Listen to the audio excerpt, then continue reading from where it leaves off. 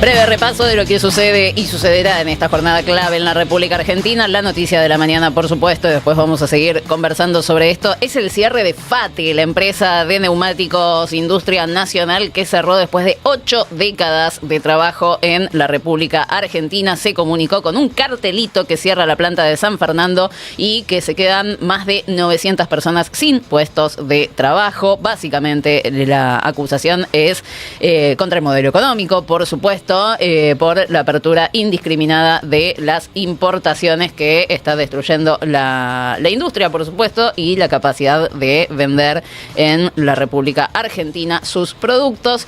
La verdad, hay momentos, obviamente, que se están viviendo de tensión. Los laburantes están ahí protestando. Hay detenciones por estas horas, o por lo menos es lo que se está denunciando. Y la verdad es que es un ejemplo clarísimo de lo errada que está la discusión de la reforma laboral hoy en la República Argentina, porque de un plumazo 920 familias se quedaron sin su ingreso, sin su puesto de trabajo. La indemnización, dice la empresa, la va a pagar, así que claramente el tema no era si era caro o barato despedir trabajadores, sino tal básicamente cual, que acá hay un modelo económico que está errado, ¿no? Impresionante que esto suceda, que la fábrica de neumáticos más grande de la Argentina esté cerrando una de sus fábricas y 2 días antes, un día antes de que se vote, que se supone que se va a votar en la reforma laboral. Sí, ¿no? porque es impresionante. No se crean puestos de trabajo con esta legislación que tenemos ahora en la República Argentina. 920 personas se quedaron sin trabajo por las importaciones, por la apertura de importaciones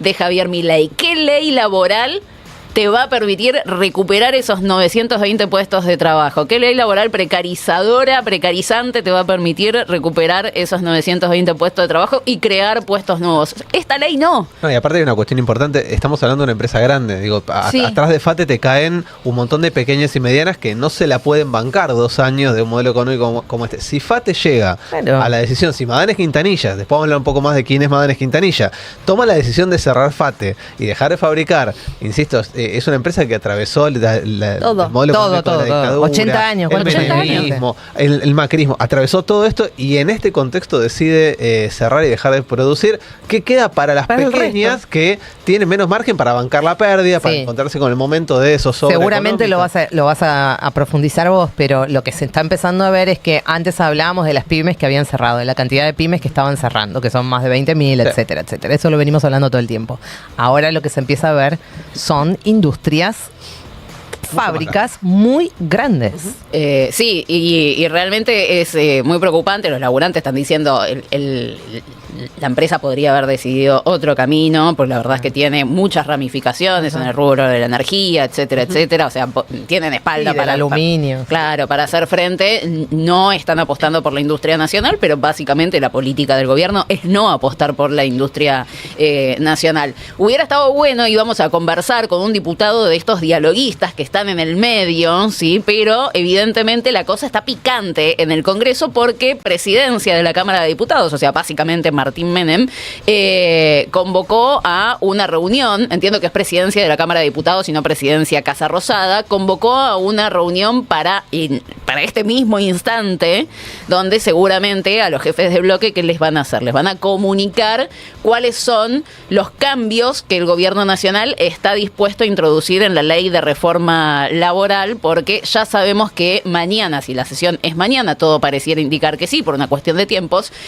no se va a sancionar la reforma laboral y vamos a tener por lo menos una semana más de discusión. ¿Cuál es el punto hoy que está siendo cuestionado, muy duramente cuestionado, y ayer hubo, diría Rinconet, un nado sincronizado? Es el artículo 44 de la ley de reforma laboral. Vamos a ver algunas de las presiones de ayer al gobierno nacional. Tenemos ahí el tuit de Cristian Ritondo, presidente del Bloque Pro, pero también del interbloque Fuerza del Cambio, que tiene 22 miembros. La mejor manera de lograr la ley de modernización laboral es dando de baja el artículo 44, dice Cristian Ritondo. Tenemos de otro bloque, como es del MID, Oscar Sago, salió en el mismo sentido, un poquito más duro que Ritondo. Estuvo articulado, obviamente, esto entre los espacios. Hay artículos que se aprueban con una velocidad admirable, casi tanto como el silencio posterior. La reforma laboral necesita modernización urgente. El MID va a acompañar siempre y cuando se elimine el artículo 44. Modernizar no es votar a libro cerrado. Me decían, es la primera opción que el gobierno borre ese artículo, que todo pareciera indicar que es la idea hoy del gobierno nacional, porque en la burrada con Patricia Bullrich lo que uno podría inferir es que el gobierno lo que quería era aclarar, ¿no? Sumar la aclaración que dijo Bullrich, escuchábamos en las burradas, se les escapó. Sí, que para enfermedades graves se iba a seguir pagando el sueldo. Bueno, evidentemente lo que le están diciendo es no tiene que estar ese artículo. Entonces esa es la primera opción. Si el artículo se sostiene como está, lo van a rechazar, ¿sí? El tema es cuál es la posibilidad de rechazo que tienen, porque en el Senado se votó por títulos, o sea, se votaron conjuntos de capítulos que a su vez son conjuntos de artículos, por lo tanto, este tema de las licencias quedó dentro del primer título, que lo aprobaron todos los que hoy se están quejando, absolutamente todos, solo se opusieron los bloques de extracción peronista, ¿sí? El bloque justicialista, los santiagueños y Convicción Federal, que rechazaron, los dos de Santa Cruz, que rechazaron, y una senadora de Neuquén que se abstuvo. El resto, innovación, todo lo que quiera, el PRO, la UCR, todos votaron a favor del título 1 que contiene este artículo 44. En ese mismo sentido se pronunció Gustavo Sáenz, de la provincia de Salta, gobernador, que también dijo, nosotros, la verdad, no acompañamos el artículo 44. Y menciona ¿pero cómo? Que los bloques, que lo votaron obviamente del Senado. ¿Pero cómo si Rayón votó a favor? Rayón votó a favor. Innovación Federal, Independencia y el hijo Catamarca, dice Gustavo Sáenz, no van a votar el artículo 44. Accidentes y enfermedades inculpables, remuneraciones al 50 o 75% según el caso. Si fue un error, lo más justo y prudente es corregirlo y mucho mejor eliminarlo. Nadie elige accidentarse o enfermarse. A ver, por estas horas creo que la gran discusión es si el gobierno, primero obviamente qué va a hacer con esto, ¿no? Si lo modifica o no lo modifica, si lo borra o no lo borra. Hoy a las 2 de la tarde, plenario de comisiones en la Cámara de Diputados, donde también se le van a plantear al gobierno otras modificaciones, ¿no? Porque los bloques dicen, bueno, ya que estamos, vamos a plantear modificaciones.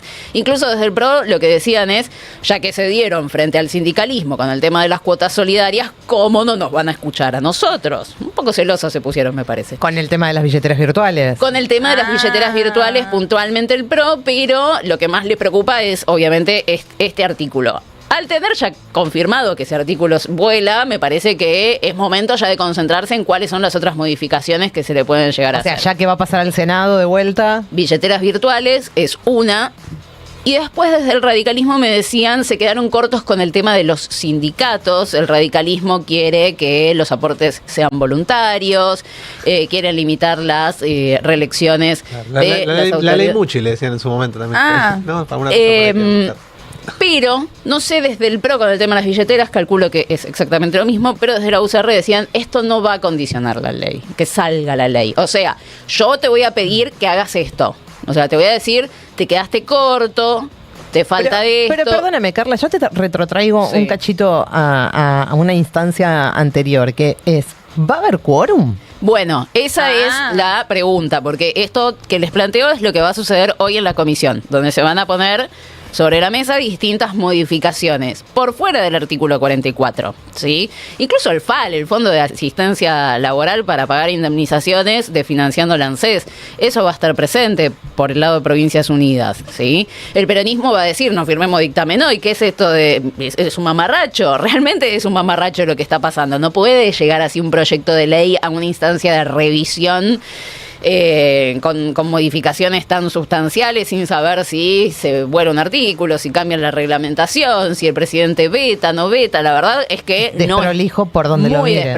Muy desprolijo. Y en ese marco, desde el PRO me decían, a nosotros nos puede el republicanismo y el institucionalismo, esto tiene que volver al Senado, no se puede resolver de otra forma. Río de Janeiro, diría. Me Río de Janeiro. Sí, Cristina Pérez. Ahora, una vez pasada esa etapa que va a ser hoy en comisiones donde se pongan sobre la mesa todos estos cambios y estas discusiones, la gran pregunta es si van a tener quórum o no. Eso va a depender de lo que suceda hoy, por supuesto, ¿no? De cuánto ceda el gobierno, de cuáles sean las modificaciones, de cuál sea el proyecto que llegue efectivamente a la Cámara de Diputados. En principio, hoy lo que tenemos es que Gisela Scaglia, del Interbloque Unidos, que son 22 miembros, dijo: así como está, nosotros no damos quórum.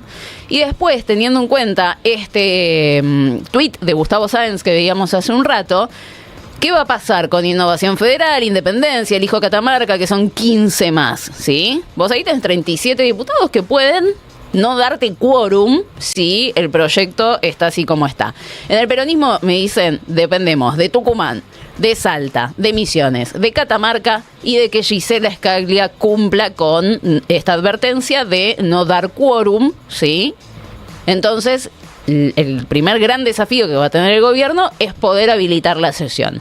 Si no puede habilitar la sesión, problemón para el gobierno nacional, porque ahí sí ya te garantizas que no se discute este proyecto, no se aprueba hasta antes de que terminen las sesiones extraordinarias. Por lo tanto, ya pasas a marzo, lo que te habilita a discutir otros proyectos. Claro. Porque vos en sesiones extraordinarias no podés discutir lo que el gobierno no te habilita a discutir, ¿no? Y esa es un poco también la intención del peronismo. A mí me pasan dos cosas con todo lo que está pasando, con este proyecto que está embarrando. La primera es la más obvia. A lo mejor hace falta más tiempo para discutir este proyecto, ¿no? Y no meterlo en extraordinarias en 2 semanas para despacharlo como si fuese un trámite burocrático, porque evidentemente se les pasaron cosas bastante groseras, ¿no? Digo, a mí me pasa una cosa, cuando vos corregís algo y te encontrás con que hay un error, ¿qué haces? Y revisás todo por las dudas, ¿no? Esa cosa que se me escapó alguna otra cosa. Si el gobierno está diciéndote, che, el artículo 44 se nos escapó, la verdad que estaba mal, había cosas para hacer, ¿por qué no revisar todo el proyecto entero? Claro. Y ver si no se te escapa otra de esas? Porque efectivamente estás discutiendo una ley que va a cambiar la vida de los laburantes.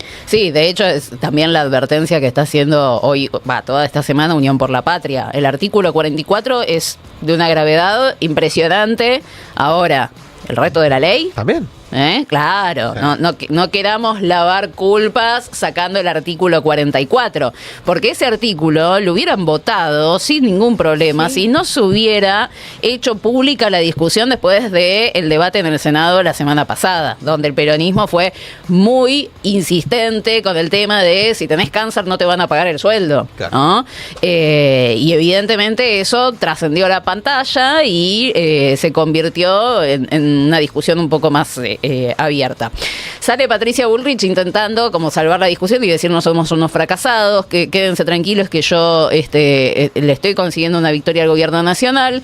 Lo cita Toto Caputo y dice que la corrección de un artículo no tape una de las medidas más importantes de la ley para generar empleo formal, y habla de reducción de impuestos, bla, bla, bla. Porque claro, empiezan a ver que de golpe, por ceder, por cambiar un artículo, ya la victoria aplastante de la semana pasada, y no es tanto, ¿viste? Es como, bueno, ya el título no es el gobierno gana, es el gobierno tiene que eliminar un artículo, porque son lo suficientemente tontos como para equivocarse, ¿no? Porque ese es el discurso, nos equivocamos, no nos dimos cuenta. No, y yo te vuelvo a decir con esto del cambio de humor, incluso, digamos, el impacto que, digamos, esto puede tener en el Congreso y en el tratamiento en diputados. Lo que acaba de pasar hoy con Fate me parece que va a mover un poco el amperímetro. Debería. Si alguien no se dio cuenta por estas horas que la producción, la generación de puestos de trabajo se genera a través de un modelo económico, de mercado interno, de poder adquisitivo, etcétera, etcétera, 920 puestos de trabajo menos deberían funcionar como un ejemplo bastante claro. La gente no sabe, la gente está comprando en Temu y en Shein y no se informa. Sí, probablemente, pero bueno, lo de Fate hoy me parece que fue es una tragedia, realmente. Son casi 1000 puestos de trabajo de un plumazo de un día para el otro y está hoy en todos los medios de comunicación. Y una cosa que es que, porque escuchaba muchas notas que le venían haciendo los trabajadores ahora en estas horas de la mañana, porque a uno se lo llevaron detenido, después lo largaron, etcétera, etcétera. El SUTNA, que es el gremio, digamos, de los trabajadores de neumáticos, es un gremio muy picante muy picante, y ya estaban hablando de cortar la Panamericana. O sea, hoy puede ser un día realmente intenso en ese sentido. Absolutamente. Bueno, si este proyecto con modificaciones va a tener que pasar al Senado, ¿cómo es el cronograma de trabajo en el Senado? A ver, hoy miércoles hay Comisión de Relaciones Exteriores para tratar el acuerdo Unión Europea-Mercosur, que ya tiene media sanción de la Cámara de Diputados. Mañana jueves a la mañana, reunión de Comisión de Acuerdos para tratar el pliego de embajador de Fernando Iglesias. Mañana jueves a la tarde, Comisión de Justicia para tratar la ley de baja de imputabilidad. Y el viernes, sí, efectivamente mañana tenemos sesión y la Cámara de Diputados confirma los cambios. La idea es que haya también reunión de comisión para dictaminar los cambios que vengan aprobados desde la Cámara de Diputados. ¿Por qué? Porque necesitas sí o sí en el Senado 7 días entre la firma del dictamen y el tratamiento del proyecto en el recinto, que sería, en caso de aprobarse, hoy el gobierno tiene una reunión, y de aprobarse este cronograma, la sesión sería el viernes 27 de febrero, al límite del cierre de las sesiones extraordinarias, que hoy el gobierno prorrogó hasta el 28 de febrero. Un solo día las extendió. No es que las extendió un día porque no le daba el tiempo para discutir la reforma laboral, sino que las extendió un día porque vos necesitas sí o sí en diputados dictaminar hasta 10 días antes de que termine el plazo de las sesiones extraordinarias. Si terminaban las extraordinarias el 27 de febrero, el gobierno no llegaba con el dictamen que se va a hacer hoy 18, pues 10 días antes es 17 y ayer fue feriado. Entonces extendieron un día más para poder cumplir con los plazos reglamentarios. Entonces, ¿hoy sí o sí sale dictamen o puede pasar que no? Hoy debería salir dictamen porque no pueden no dictaminar. O sea, es hoy o es hoy. Es el único día que tienen para hacerlo. Así que yo creo que el gobierno va a intentar, porque además vos ibas hablando con los aliados, con el PRO, la UCR y qué sé yo, y lo que decían es: nosotros vamos a acordar antes, la ley va a salir, no hay escenario posible para que no salga. Dependemos de esos bloques, de los gobernadores amigos al gobierno nacional, o que funcionan medio a veces sí, a veces no, y de el interbloque que maneja Gisela Scaglia, a ver qué es lo que hacen. En este contexto, obviamente, se espera un clima bastante efervescente en las calles. Lo de FATE se suma y le agrega un condimento realmente potente a la discusión de la reforma laboral, pero vamos a tener mañana, si se hace la sesión efectivamente, paro general en toda la República Argentina. No va a haber transporte, así que también ténganlo en cuenta. Ahora, en cuestión de segundos nada más, arranca una conferencia de prensa de la CGT, que no convocó a movilización, pero otros gremios están convocando a movilizarse al Congreso de la Nación. Desde el Gobierno Nacional ya confirmaron que a los estatales que se adhieran les van a descontar el día por paro, y además también salió este comunicado del Ministerio de Seguridad, que realmente es de una violencia y una preocupación impresionantes. ¿Qué dirán los defensores de la República y la libertad de expresión? Básicamente, lo que dice el Ministerio de Seguridad es que, cito textual: a fin de preservar la integridad física de periodistas, camarógrafos y personal de apoyo que desarrollen tareas de cobertura en el dispositivo dispuesto para los días 18, 19 y 20 de febrero, o sea, toda esta semana, en el Congreso se ha asignado una zona exclusiva para el estacionamiento de móviles periodísticos. Asimismo, con el objetivo de reducir situaciones de riesgo, se recomienda evitar posicionarse entre eventuales focos violentos y el personal de las fuerzas de seguridad afectado al operativo. Ante hechos de violencia, nuestras fuerzas actuarán.